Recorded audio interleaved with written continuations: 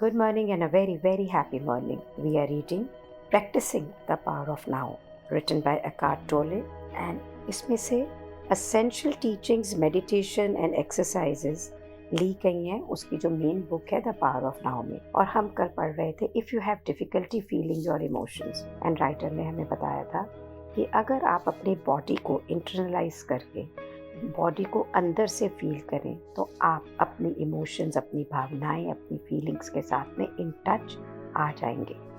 और अगर आप ये जानना चाहते हैं कि आपका माइंड क्या है, कैसे काम करता है, उसको जानना चाहते हैं, तो आपकी शरीर जो है वो उसका सच्चा रिफ्लेक्शन देता है, उसका प्रतिबिंब है, उसका मिरर इमेज है. बहुत बार या मोस्टली हम अपने अचेतन मन की जो सोच होती है, दिमाग में जो सोच है उसको नहीं ला पाते, उसको नहीं समझ पाते हैं, उसको अवेयरनेस में उसके प्रति सचेत नहीं हो पाते हैं. लेकिन ये सोच हमारी बॉडी के ऊपर इमोशंस के रूप में हमेशा प्रतिबिंब यानी दिखती है, रिफ्लेक्ट होती है. इमोशंस को वॉच करने के लिए इस तरह से बेसिकली ये बिल्कुल वैसा ही है जैसा कि आप अपने सोच को देखें या सुने, जैसे कि पहले एकार्ट ने बताया था दृष्टाभाव से. सिर्फ फ़र्क इतना है कि सोच आपके दिमाग में है और इमोशंस एक बहुत ही स्ट्रॉन्ग, तीव्र फिजिकल कंपोनेंट है. यानी so is primarily felt in the body, क्योंकि ये फिजिकल कंपोनेंट है, एक चिन्ह है जिससे कि आपको मालूम पड़ता है. तो ये आपको बॉडी में फील होता है, आपके बॉडी के अंगों में फील होता है. और जैसे ही आप अपनी इमोशंस के प्रति अवेकन हो जाते हैं कि ये मुझे अभी गुस्सा आ रहा है, मैं अभी उदास हो रहा हूँ, तो आप इस समय अलाउ करते हैं इस इमोशंस को to be there, but then you are not in control, you are not controlled by these emotions. कि उस गुस्सा आया तो बिल्कुल आप ऐसे बाहर हो गए, पता ही नहीं हम क्या कर रहे हैं. रोना आया, डिप्रेशन आया तो आप ऐसे बाहर हो गए कि बिल्कुल पता ही नहीं है. तो ऐसा नहीं है. क्यों? क्योंकि जब आप दृष्टा भाव से इमोशन को देखते हैं तो आप उसे भोग तो रहे ही नहीं हैं. तो इस समय फिर आप इमोशन नहीं हैं, आप वॉचर हैं. आप दृष्टा भाव से आपकी ऑब्जर्विंग प्रेजेंस है. एंड अगर आप इसे कंटिन्यूसली प्रैक्टिस करते हैं तो जो भी आपके मन में अचेतन है ना इस समय, जो आपको पता नहीं अंदर पास्ट कर्मा से आए हैं या हमारे पास्ट के जीवन के रिफ्लेक्शन से आए हैं, बचपन की करी हुई चीज़ों से आए हैं, ये सारी जितने भी ये इमोशंस हैं ये धीरे धीरे चेतनता की रोशनी में आके ख़त्म होने लग जाता है और हम समता में आना चालू कर पाते हैं, जहाँ पे ना कोई राग है ना कोई द्वेष है. सो एकार्ट कहते हैं make it a habit to ask yourself, अपने आप को बार बार पूछें what's going on inside me at this moment, कि मेरे अंदर इस समय क्या चल रहा है, क्या हो रहा है. ये क्वेश्चन आपको एक सही दिशा दिखाएगा. But don't analyse. अब इसको एनालाइज ना करने का सोचे कि ये हो रहा है तो क्यों हो रहा है, ऐसे है, मेरे ज़िंदगी में तो कोई उदासी वाली बात नहीं है, why am I feeling so. सिर्फ वॉच करें, सिर्फ दृष्टा भाव से देखें और अपनी अटेंशन को अपनी बॉडी के अंदर रखें और आप फील करें कि इस इमोशंस की एनर्जी को, इसकी ऊर्जा को. If there is no emotion present, अगर कोई भी भावनाएं नहीं प्रेजेंट है, so take your attention more deeply into the inner energy field of your body. तब आप अपनी अटेंशन को लेके जाएं अपनी बॉडी के इंटरनल एनर्जी फील्ड पर, और यहीं पर ये रास्ता है, ये दरवाज़ा है जहाँ पर एक्सपीरियंस करेंगे आप अपने फीलिंग. जब भी मैं बुद्धा को बोलती हूँ ना, मेरे गुरु जो लोग नए जुड़े हैं साथ में, my Guru, my friend, my coach, कि मैं उदास हूँ, मेरे को रोने को दिल कर रहा है, मुझे बहुत बेचैनी हो रही है, मुझसे कहेंगे इट्स ओके. गर्मी लगती है तो ये क्यों नहीं पूछती है कि मुझे गर्मी क्यों लग रही है, क्योंकि गर्मी तो लग रही है. सर्दी लगती है तो भी नहीं पूछते कि भाई सर्दी क्यों लग रही है, क्योंकि सर्दी लग रही है. तो अगर रोना आ रहा है तो रो लो, गुस्सा आ रहा है तो let it be. Can we allow ourselves to let it B?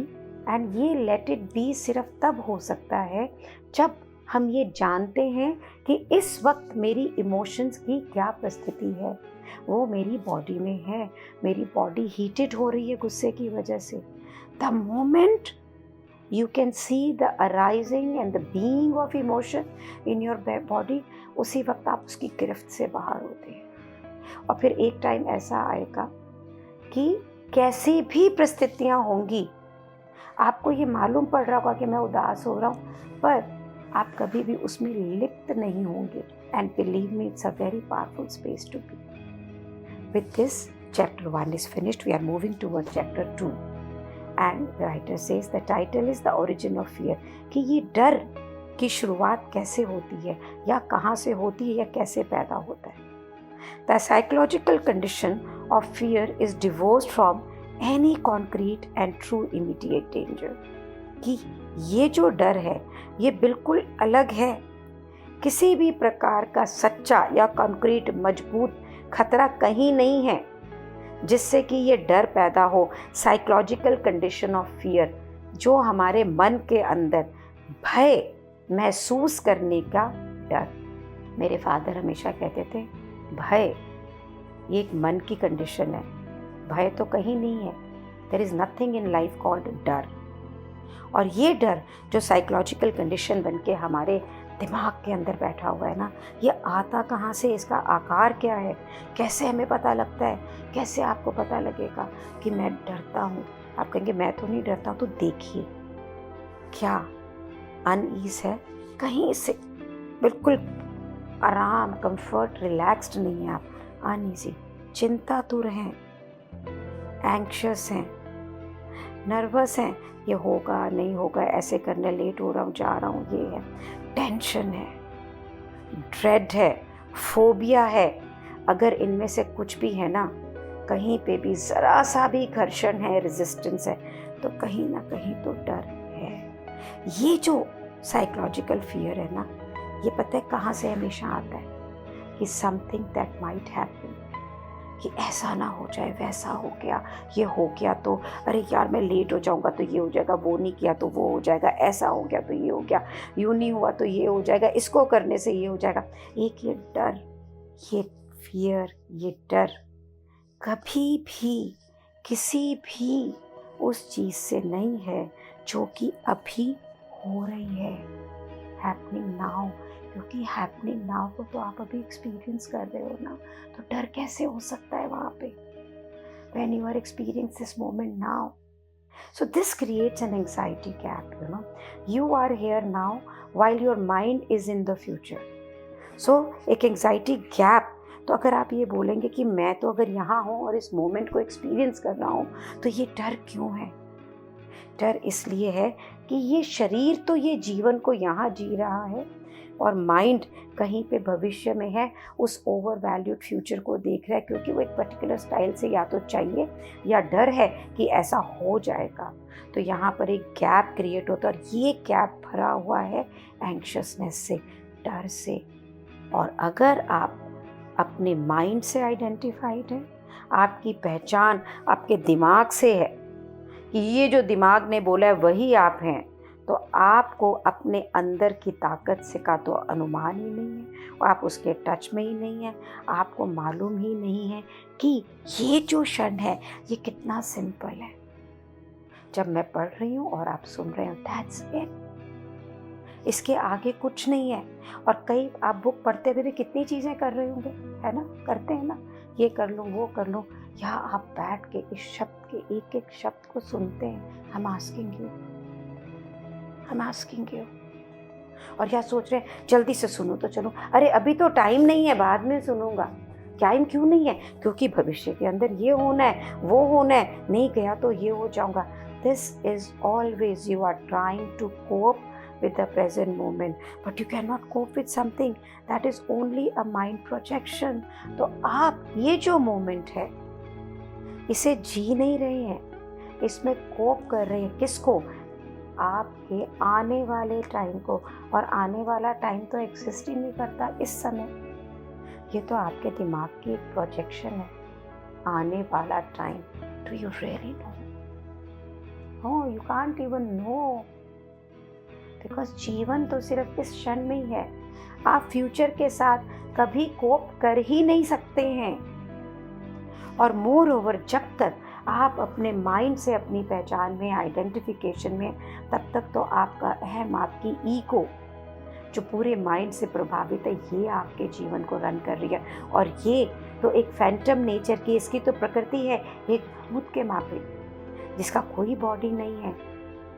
और डिस्पाइट कि एक इतना एलैबोरेट डिफेंस मैकेनिज्म बना के रखता है ये माइंड, जिसकी पहचान है आपसे ईगो, जो दिमाग से इसकी पहचान है, ये हमेशा एक बड़ी वल्नरेबल और इनसिक्योर रहती है, और ये हमेशा अपने आप को थ्रेट में देखती है, डर में देखती है। और this by the way is the case even if the ego is outwardly very confident, पर अंदर से हम हमेशा डरते हैं।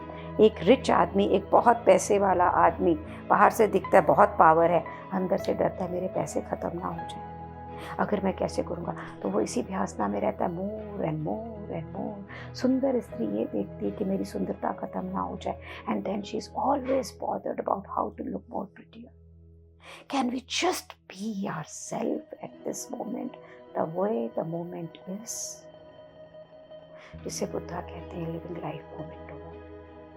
When you are living your life moment to moment, अभी इसी वक्त देखिए, इस मोमेंट में, जबकि आप इस बुक को सुन रहे हैं और मैं पढ़ रही हूँ, क्या इस समय, इस मोमेंट में कोई डर है, कोई एंजाइटी है, कोई भी ऐसा थॉट है जहाँ पे आप नर्वस फील करते हो, चिंता करते हो? अगर आप कर रहे हैं तो वो इस मोमेंट में नहीं है, आने वाले क्षण के लिए कर रहे हैं। But can you experience that क्षण? नो। ये सोच के कि मेरे आगे के क्षण में क्या होगा, आपका ये क्षण एंग्शियस भरा है। So and the only way to live is कि just by will, your own will, just be दृष्टा of your own life. It's an extremely powerful way to live. ये दृष्टा सिर्फ मोमेंट में रहता है और देखता है कि क्या अटखेलियाँ कर रहा है ये मेरा माइंड और ये मेरी बॉडी। बिलीव मी, जैसे कमल कीचड़ में रह के भी कभी भी उससे वशीभूत नहीं होता, हमेशा कोई एक भी पानी की बूंद उस पर टिक नहीं पाती है, वैसे ही आपका जीवन कमल के भांति होगा जब आप दृष्टा भाव से देखेंगे। निर्मल, सुंदर, दिव्य, that is who you are, whole, complete and whole.